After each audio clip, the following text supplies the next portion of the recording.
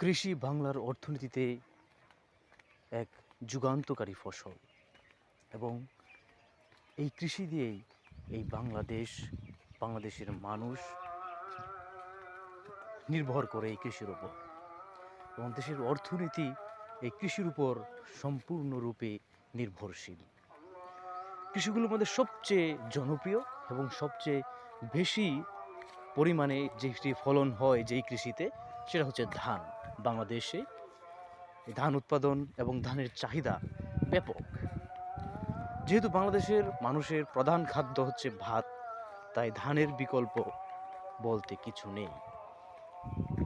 তার পাশাপাশি বাঙালির একটি চিরাচরিত একটি কথা রয়েছে, মাছে ভাতে বাঙালি। বাংলাদেশে যেরকম ধান হয় ঠিক সেরকমই মাছ উৎপাদন হয় এবং বিশ্ববাজারে মাছের যে গুরুত্ব এবং মাছের যে চাহিদা সেটা বাংলাদেশ